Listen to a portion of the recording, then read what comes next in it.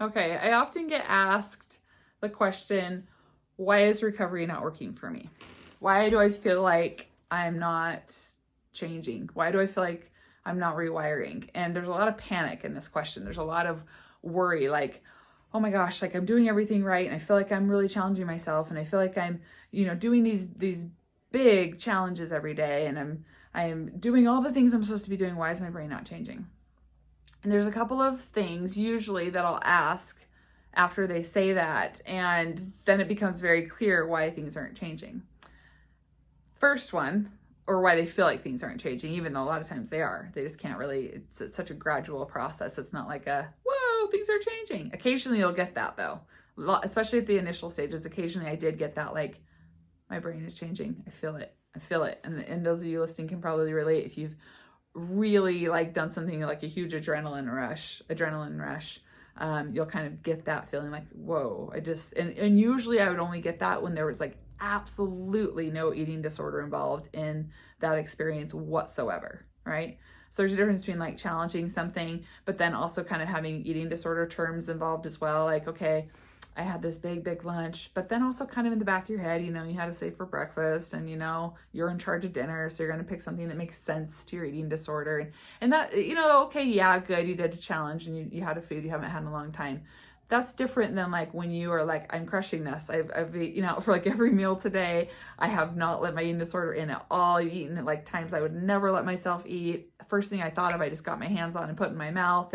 And that's when I would feel like my brain was really changing.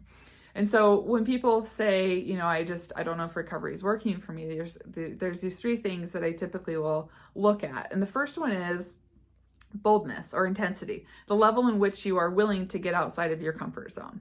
If you're kind of challenging things, let's say on a scale of 1 to 10, 10 being like your heart's pounding and maybe you're sweating and your brain's racing and it's just really intense discomfort, that would be obviously a level 10, right?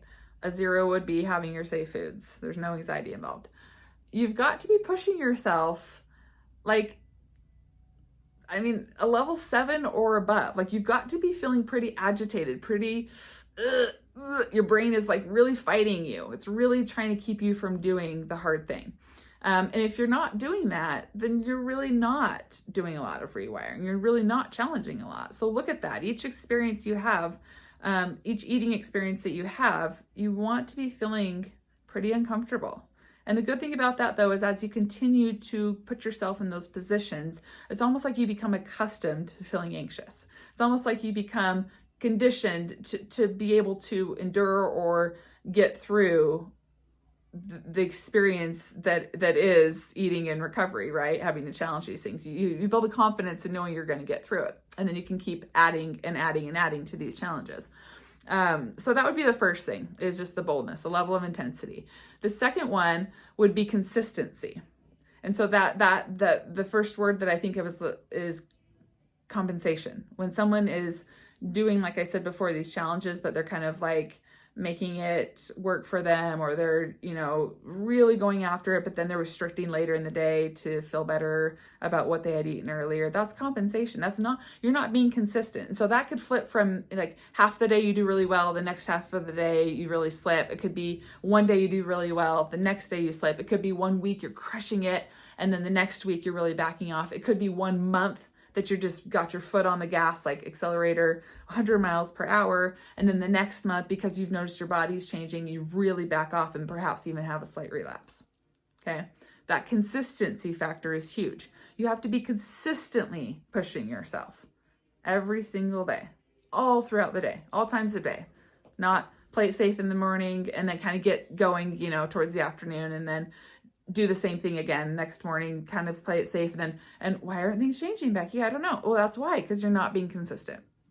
And the third thing, and this is the most frustrating one, and this is the one that I really struggled with the most, because I am incredibly impatient. I probably still am to this day with other things in my life.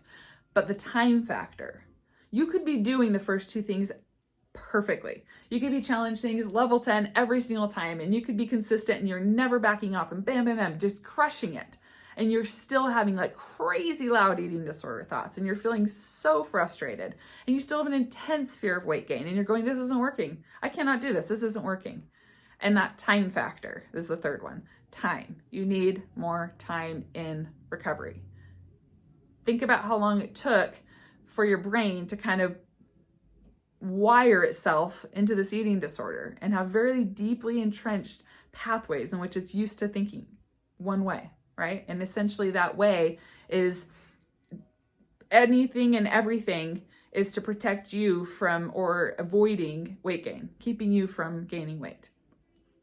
And so when you flip that completely upside down, and now everything you're doing is eating unrestrictedly and resting, all things which are going to result in weight gain, well, of course that feels really, really uncomfortable.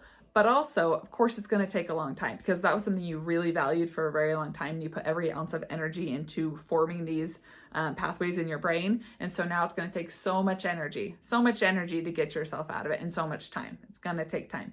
It doesn't have to take 20 years, you know, it doesn't even have to take multiple years. It's usually, I hate to put a time on it, but like if you're really, really bold, extremely consistent, I'm guessing that time factor probably somewhere around a year mark, you're going to be feeling significantly different. But the problem is people want that changed in a month or two, you know, 3 months, 4 months, 6 months. I have some clients that have been struggling with eating disorders for 30, 40 years, and they've been really, really crushing recovery, honestly, doing awesome for 6 months. And they're getting frustrated because they're like, I still have all these thoughts. And I'm like, you've been in recovery for 6 months and you struggle for 40 years.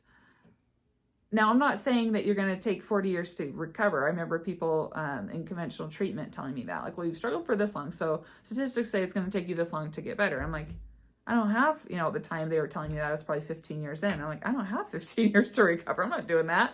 That felt depressing. That's not what I'm saying at all. But it will take time. You've got to be realistic, right? You have to develop new pathways, and you have to have a new normal. A new normal is that you eat unrestrictedly, consistently, and eventually it will feel natural for you. So those are the kind of hurdles or roadblocks that I see when people will feel or start getting really kind of paranoid or anxious that things aren't changing fast enough, or I'm doing all the right things like behavior wise, but my thoughts are still there. And if that's the case, it's almost always just a matter of time. Be patient.